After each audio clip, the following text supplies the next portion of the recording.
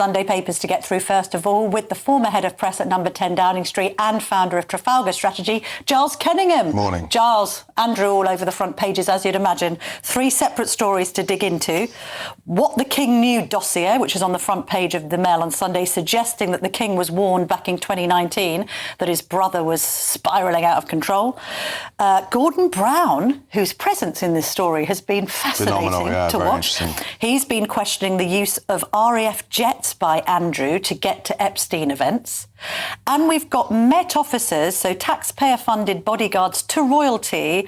Again, they're in the spotlight because there's been suggestions they were guarding an Epstein dinner. What did they see? What have they said? To some extent, I think that's the most interesting story because they can unlock a lot of this. You know, yes. Does Andrew's story stack up? Was he in Pizza Express at that moment? How often did he go and visit Epstein after 2010 when he supposedly cut off contact? I'm surprised people haven't dug into this more. They have to keep detailed records. Andrew was supposedly guarded round the clock. Yes, I know. And he lost his bodyguards after he lost his role as trade envoy.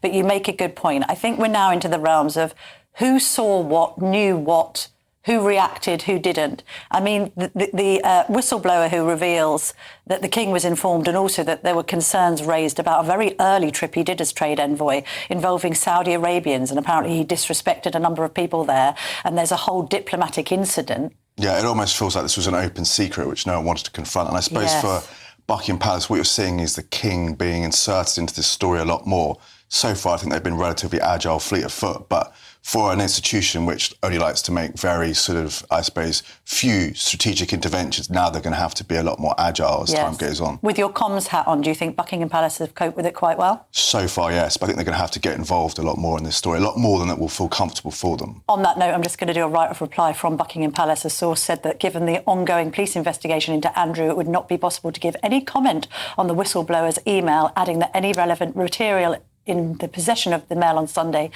should be shared with the appropriate authorities, just to get that out of the way. Let's just quickly go on to Starmer, because this has been quite convenient to him. Every time your phone connects to public Wi-Fi, anyone nearby could snoop on what you're doing. Hackers can steal your information, passwords, photos, and bank details in just seconds. ExpressVPN encrypts your connection, making it virtually impossible for hackers to access your personal information. ExpressVPN is so easy to use. With just one click of a button, you're protected. Streaming, banking, or shopping, you can switch between high-speed servers worldwide in seconds, and your connection never slows down. Click the link in the description or scan the QR code to get up to 75% off, plus 4 extra months free, all backed by a 30-day money-back guarantee. Protect your online life today.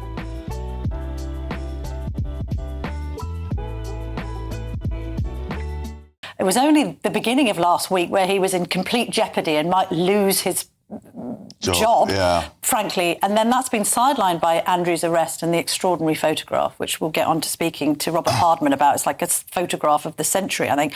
But Starmer, we've now got a story in the Mail on Sunday suggesting he might sack Wes Streeting. Yeah, I mean, on one level, an absolutely extraordinary story that he's lining up to sack Streeting and bring Rayner back as a sort of sop to the hard left. But surely, if he does this, is going to create a martyr on the back benches and really just, I expect, accelerate his downfall. Yeah, Obviously, isn't that just going to weaponise Streeting, who is already on manoeuvres? He's told a source told the New Statesman, I'm not plotting a leadership challenge, I'm just planning one. Yeah, exactly. And there's talk of doing this ahead of the by-election on next Thursday, where they're expected to get thumped quite badly. Well, let's just see how that turns out. The other kind of, I mean, is it a dead cat story? I'm not sure. It was interesting that Antonia Romeo was unveiled as the new cabinet secretary. On Thursday. On Thursday. Yeah. So suddenly the police are at Andrew's door. Oh, and I say that because she's quite a controversial figure, Giles. A story in The Observer entitled Romeo's Reign of Terror in New York. Yeah, it's a story that won't go away. And as you said, she's quite a polarising figure, a Marmite figure in Whitehall. And that's going to be quite difficult because she's got to unite the civil service behind her reforms. as ever, if you are one of these advisors in these positions, you don't want to become the story, and she is consistently becoming the story. Interestingly, this is running in The Observer, a paper which is supportive of the government. And should be supportive of the first female cabinet secretary, etc. We sort of see these rumours and allegations come up again and again over expenses, allegations over bullying, allegations about her looking to further her own personal brand ahead of her actual job there. So you sort of wonder if this carries on, does her job become untenable? And it's almost like the Keir curse, like whoever he seems to appoint never lasts for very long. Is this again an indication that he lacks judgment when it comes to personnel? I mean, there was another allegation in the newspapers about a complaint that had been lodged that then suddenly disappeared from the record. There's something in the Sunday Times about the allegations being locked up in a safe and allegations that they were broken into and then destroyed. So yeah, on one level gets murky and murky by the hour, but also just the fact there are more and more stories coming out, where those stories coming from. She's obviously got a lot of enemies in Whitehall. Yes, I mean, maybe it's because of her progress up the ranks. Goss is back on the front page of the Sunday Express. Priti Patel going out to Washington.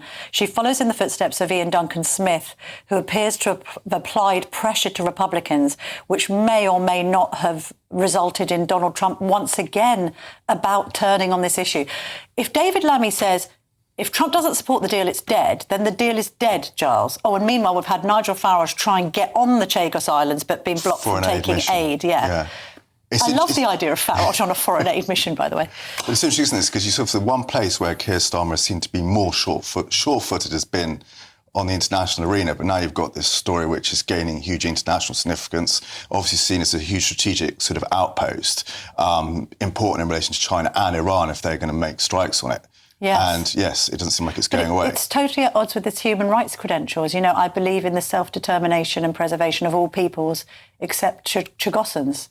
Yeah. British people on British territory. And it seems like the Attorney General, Richard Hermer, has been the roadblock or the person really pushing this deal. Yeah. And of course, Starmer's closest political ally. But is this one of the most controversial policies he's introduced? Not in the manifesto, came out of nowhere, a little bit like, oh, let's scrap trial by jury. The public's just going, sorry, what the... Yeah, and they'll see the sort of cost of the taxpayer, which is just absolutely eye-watering. Everything is eye-watering when it comes to the taxpayer, which perhaps then raises questions about both Boris Johnson and, curiously, Defence Secretary John Healey on the other side of the ideological divide, both agreeing on troops in Ukraine.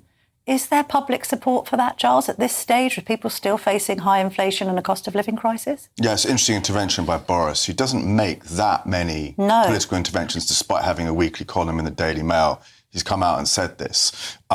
I don't know whether there'll be support for this. His rationale is that it sends a strong signal to Putin that, we mean business, and it's a huge, sort of the visibility of it. But the practicalities, what are they going to do? He said he doesn't want them involved in armed conflicts. Also, does our help actually help, or do you need the Americans to put boots on the ground? And is that ever going to happen? Is that going to happen? Yeah.